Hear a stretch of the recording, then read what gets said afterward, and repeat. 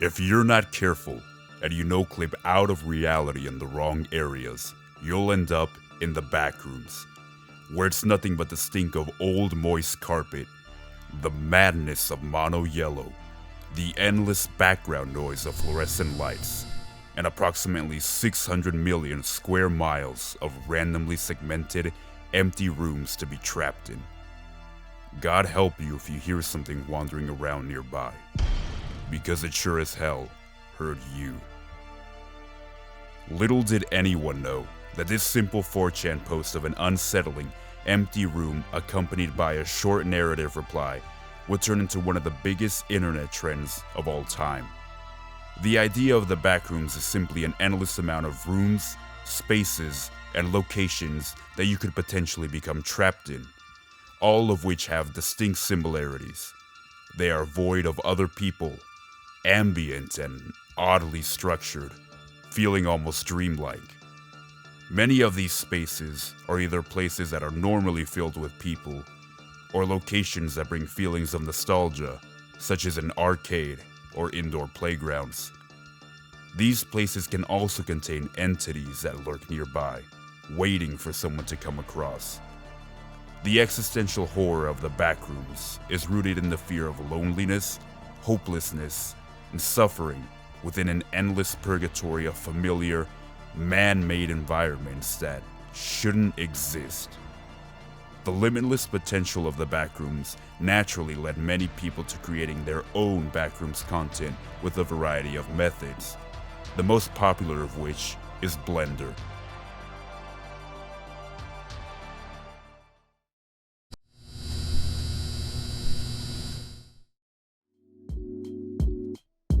Blender is a free 3D computer graphics software that is used for creating so many different types of media, including motion graphics, interactive VR, visual effects, 3D/2D animation, video games, and art.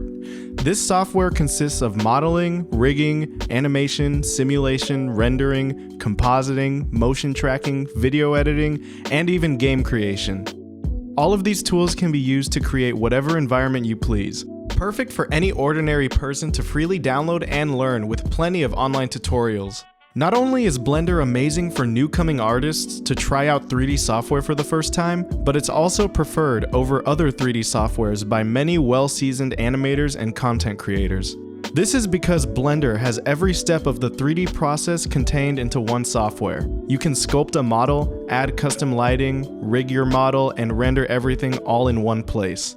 Another massive advantage of Blender, being one of the main reasons it's so popular, is the fact that it's an open source software, meaning that its code is open for modification and distribution. This means that anyone can freely change how the software behaves to best suit their needs.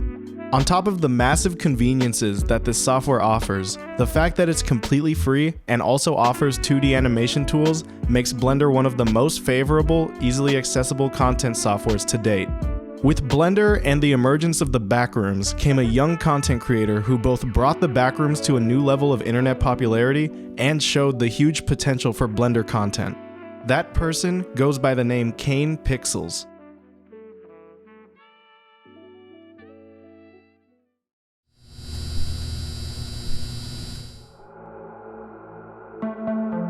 Kane Parsons, better known as Kane Pixels on YouTube, is a 17-year-old director who creates horror short films almost entirely within Blender. His most popular series of videos explores the backrooms using a found footage video technique. With his expertise in Blender, Kane is able to depict everything about the backrooms with stunning hyperrealism, creating a complex world around a simple creepypasta story. The impossible geometry, disturbing entities, and even the rough, realistic movements of the camera are all designed, animated, and rendered using Blender. Some people categorize Kane's works as analog horror, a subgenre of found footage that adopts the aesthetics of analog media from the 1990s. His Backroom series is set in the 90s, and parts of his videos resemble excerpts from VHS tapes. Merging this analog style with the innate horror of the Backrooms concept created something truly novel. With its remarkably high quality and unique vision, it's no surprise that this series blew up in popularity. Kane's first Backrooms video currently sits at over 41 million views, and every subsequent video racks in millions of views as well.